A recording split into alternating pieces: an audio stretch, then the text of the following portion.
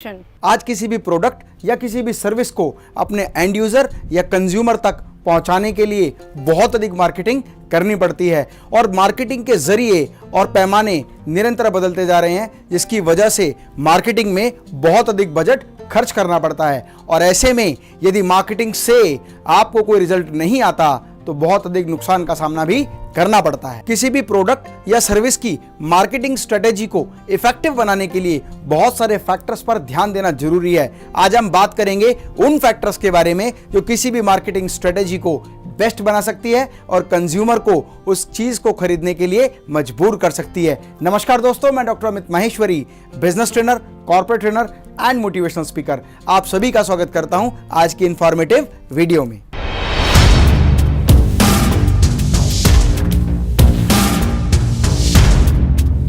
किसी भी प्रोडक्ट या सर्विस को जिसे आप एंड यूजर तक पहुंचाना चाहते हैं, उसके लिए इन 4 फैक्टर्स पर ध्यान देना बहुत जरूरी है। फ्रेंड्स, मेरा कोई भी इंफॉर्मेटिव वीडियो मिस ना हो, इसके लिए मेटास क्लब के इस यूट्यूब चैनल को सब्सक्राइब करें और साथ ही साथ बेल आइकन को जरूर क्लिक करें ताकि आने वाले वीडियो का नोटिफिकेशन आपको मिलता रहे। और बेस्ट मार्केटिंग स्ट्रेटेजी डिजाइन करने के लिए ये 4 महत्वपूर्ण फैक्टर हैं। Number 1 culture, number 2 social class, number 3 consumer psychology and number 4 personal factor. Friends, आप जिस भी प्रोडक्ट की मार्केटिंग करना चाहते हैं उसमें अपने कंज्यूमर का कल्चर समझना बहुत जरूरी है। मतलब जो प्रोडक्ट आप अपने कंज्यूमर के लिए बना रहे हैं वो किस कल्चर को बिलोंग करता है। लाइक अगर आप रेडीमेड गारमेंट का बिजनेस करते हैं, रेडीमेड गारमेंट की मैन्युफैक्चरिंग करते हैं और उसकी मार्केटिंग करना चाहते हैं, तो आपको ये समझना होगा कि आपके कंज्यूमर का कल्चर क्या है। Like western culture, traditional culture, modern culture या रीजनल कल्चर।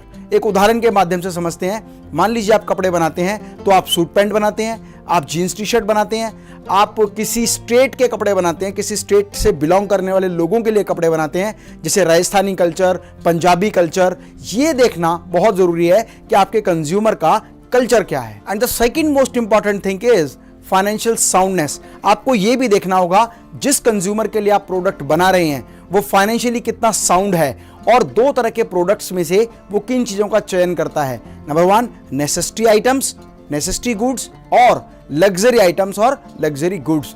मतलब नेसेसिटी आइटम्स, नेसेसिटी गुड्स में वो सारी चीजें आती हैं जो एक जरूरत की चीजें होती हैं, जैसे रोजाना के जीवनचर्या को चलाने के लिए आपको किस तरह के कपड़े चाहिए, किस तरह की यूनिफॉर्म चाहिए, किस तरह की बुक्स चाहिए, किस तरह का फूड चाहिए। ये सारी वो आइटम्स हैं जिनको हम रेगुलर अपने लाइफ में नेसेसिटी के रूप में इस्तेमाल करते हैं। And the second most important thing is luxury goods और लग्जरी आइटम्स। एक कंज्यूमर की फाइनेंशियल स्टेटस के अकॉर्डिंग ये डिसाइड होता है कि वो कितना लग्जरी प्रोडक्ट खरीदना पसंद करता है। लग्जरी आइटम्स और लग्जरी गुड्स स्टैंड्स फॉर वो सारी चीजें जो एक लग्जरी के रूप में इस्तेमाल होती है।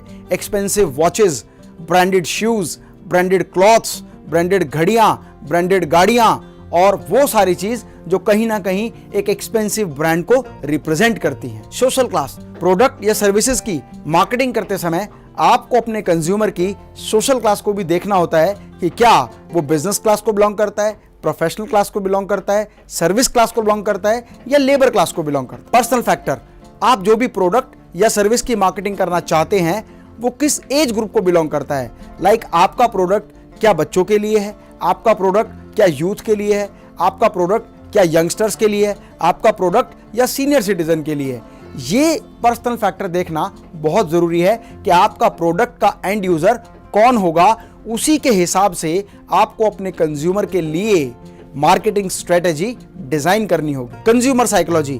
प्रोडक्ट की मार्केटिंग करते समय जो पहले 3 फैक्टर मैंने आपको बताए हैं, ये फैक्टर इन सभी 3 फैक्टर पर भी लागू होता है। कंज्यूमर साइकोलॉजी मतलब जिस कंज्यूमर के लिए आप प्रोडक्ट या सर्विस बना रहे हैं या दे रहे हैं उसकी साइकोलॉजी क्या है। और ये साइकोलॉजी 3 तरह की होती है।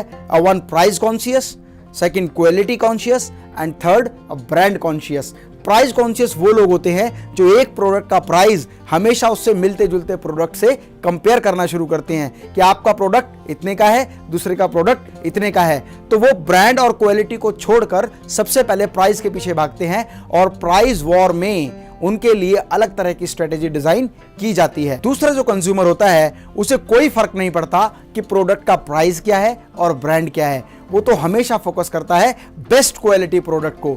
वो हमेशा प्राइस को और ब्रांड को साइड में छोड़कर हमेशा फोकस करता है कि प्रोडक्ट की क्वालिटी क्या है, उसके फीचर्स क्या हैं, उसका बेनिफिट क्या है, उसकी ड्यूरेबिलिटी क्या है, वो कब तक चलेगा, वो कितना बढ़िया होगा, वो कितना अच्छा परफॉर्म करेगा। And third, that is brand conscious. बहुत सारे लोग ना प्राइस कॉन्शियस होते हैं ना क्वालिटी कॉन्शियस होते हैं, उनका फोकस तो केवल ब्रांड पर होता है और एक पर्टिकुलर ब्रांड की छाप जो उनके मन में बन चुकी होती है वो हमेशा उसी ब्रांड को खरीदने के लिए अपने आप को तैयार रखते हैं। तो फ्रेंड्स, इन सभी फैक्टर्स को ध्यान में रखते हुए हमें अपनी मार्केटिंग स्ट्रेटेजी डिजाइन करनी चाहिए और मार्केटिंग स्ट्रेटेजी जो हम डिजाइन करते हैं उसी के अनुसार हमें डिसाइड करना चाहिए कि हमारा एडवर्टाइजमेंट किस तरह का होगा जो हमारे कंज्यूमर को ठीक तरीके से प्रभावित कर सके, आकर्षित कर सके और वो चीज खरीदने के लिए मजबूर कर सके। फ्रेंड्स, आज एडवर्टाइजमेंट करने के बहुत सारे मेथड डेवलप हो चुके हैं। हमें ये देखना होगा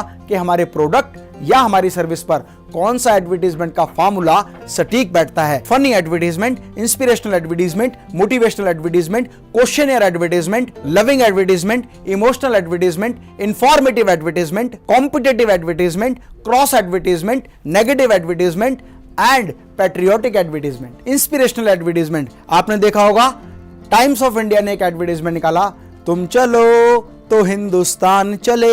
एक बच्चा जो लोगों को इंस्पायर कर रहा है, वहां पर बहुत सारे लोग, एक पेड़ गिरा हुआ है, बारिश हो रही है, लेकिन लोग वहां उसको देखकर सिर्फ इंतजार कर रहे हैं कि कोई आएगा उस पेड़ को हटाएगा। लेकिन एक छोटा सा बच्चा आकर इनिशिएटिव लेता है। सबको पता है ये बच्चा पेड़ नहीं हटा पाएगा, लेकिन फिर भी उसके इमोशंस को देखकर, उसकी इंस्पिरेशन को देखकर लोग सभी मिलकर उस पेड़ को हटाने में लग जाते हैं। ये एडवर्टाइजमेंट एक मोटिवेशनल एडवर्टाइजमेंट भी है। क्वेश्चनियर एडवर्टाइजमेंट एक ऐसा एडवर्टाइजमेंट जो आपके मन में एक सवाल पैदा करता है।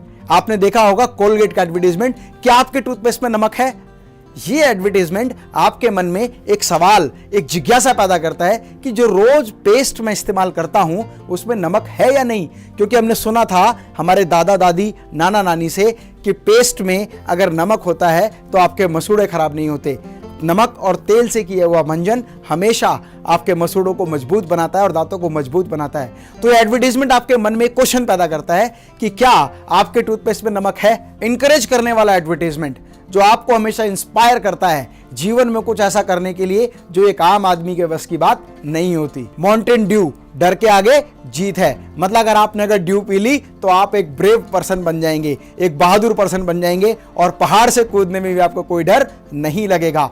एक आम आदमी हमेशा अपने आप को एक सुपर पावर मैन की तरह, सुपर पावर व्यक्ति की तरह अपने आप को देखना चाहता है, इसीलिए वो इंस्पायर होके माउंटेन ड्यू पीता है। और एक एडवर्टाइजमेंट बहुत पुराना आपने देखा होगा, बुलंद भारत की बुलंद तस्वीर हमारा बजाज।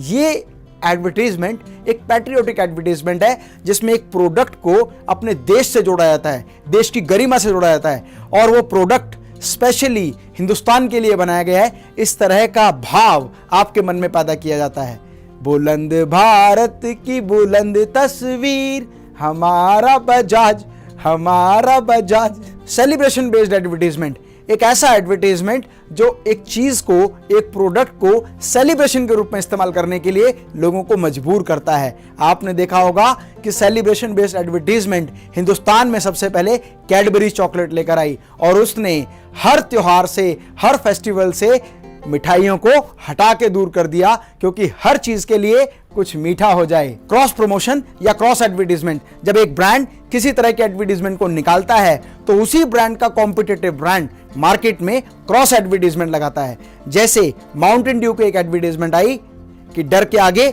जीत है। उन्होंने ये दिखाया कि आपको अगर जीतना है तो आपको डर पर काबू पाना होगा, आपको माउंटेन ड्यू पीना होगा। और वहीं दूसरी ओर एक कॉम्पिटिटिव प्रोडक्ट की कंपनी ने अपना एडवर्टाइजमेंट निकाला जिसे हम क्रॉस एडवर्टाइजमेंट कहते हैं। उन्होंने कहा दिखावे पे मत जाओ, अपनी अकल लगाओ। क्रॉस एडवर्टाइजमेंट की स्ट्रेटेजी में एक कंपनी ने उन दोनों क्रॉस एडवर्टाइजमेंट को ना करके एक न्यूट्रल एडवर्टाइजमेंट किया और कोशिश की कि उस प्रोडक्ट का जेनरिक नेम वही पड़ जाए। जैसे ठंडा मतलब कोका कोला, उत्तेजना पैदा करने वाले विज्ञापन।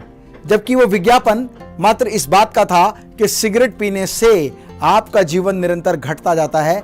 और इस विज्ञापन को इस तरह से बनाया गया जिन्होंने लोगों के मन में एक उत्तेजना पैदा कर दी, एक एग्रेसिवनेस पैदा कर दी कि काश वो सिगरेट मैंने ना पी होती। पैट्रियोटिक एडवर्टाइजमेंट का भरपूर प्रयोग इस समय पतंजलि के बाबा रामदेव भी अपने विज्ञापन में कर रहे हैं। स्वदेशी अपनाओ, देश बचाओ, देश का पैसा देश में लाओ। तो फ्रेंड्स, इसी तरह से आप अपने प्रोडक्ट या अपनी सर्विसेज के लिए आइडिया जनरेट करके एक ऐसा यूनिक वीडियो बनाएं, ऐसी मार्केटिंग स्ट्रेटेजी बनाएं जो आपके प्रोडक्ट को बहुत तेजी से वायरल कर दे और साथ ही साथ कंज्यूमर को उस प्रोडक्ट को खरीदने के लिए मजबूर कर दे। अगर आपके मन में आपके प्रोडक्ट से लेकर आपके एडवर्टाइजमेंट के आइडिया से लेकर कोई भी सवाल या कोई भी बात आपके मन में है तो उसे कमेंट बॉक्स में लिखकर जरूर बताएं। हमारी टीम आपके उस कमेंट का रिव्यू करेगी और आपके एडवर्टाइजमेंट को डिजाइन करने के लिए हम आपको बहुत सारी सपोर्ट अवेलेबल कराएंगे। तो कोशिश करें एक ऐसा विज्ञापन बनाने का जो आपके कंज्यूमर के मन में एक गहरी छाप बना दे और उसे उस प्रोडक्ट से लगाव पैदा हो जाए और खरीदने के लिए वो मजबूर हो जाए। मैं डॉक्टर अमित माहेश्वरी आपके सुनहरे भविष्य की कामना करता हूं। जय हिंद, जय भारत।